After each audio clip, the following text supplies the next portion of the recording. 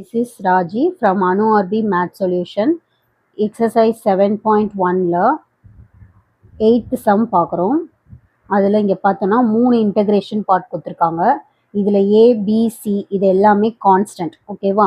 So இப்போ நம்ம என்ன பண்ணோம், இதெல்லாம் வெளியில் வச்சுக்கிட்டு மிச்சத்தில் மட்டும் இன்டகிரேட் பண்ணணும்.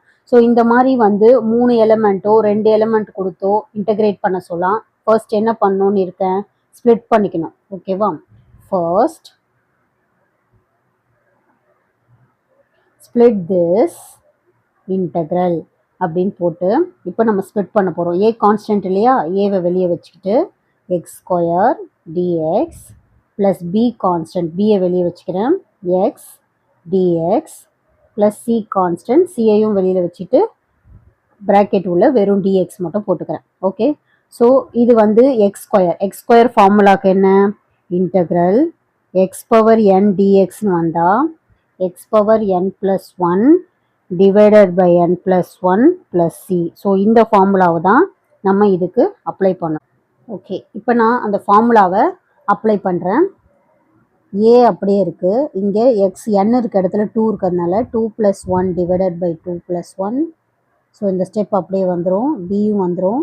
இங்கே எக்ஸை நம்ம இன்டகிரேட் பண்ணோன்னா எக்ஸ் ஸ்கொயர், அதாவது இதுக்கு பக்கம் மேலே 1 இருக்குன்னு அர்த்தம். ஸோ அப்போது இங்கே 1 போட்டோன்னா 1 + 1 என்ன, 2. So X square divided by 2 plus C. இதை இன்டகிரேட் பண்ணால் நமக்கு இங்கே வெறும் எக்ஸ் மட்டும் கிடைக்கும், ப்ளஸ் சி. ஓகே, ஸோ இதுக்கு அடுத்து நெக்ஸ்ட் ஸ்டெப் இது எப்படி எழுதுகிறோம், a into x cube divided by 3 plus b into x square divided by 2 plus c into x plus C. 4 answer. Question என்ன கொடுத்துருந்தாங்க, ax square plus bx plus c dx equal to, நமக்கு answer என்னவோ அதை எழுதிடுறோம்.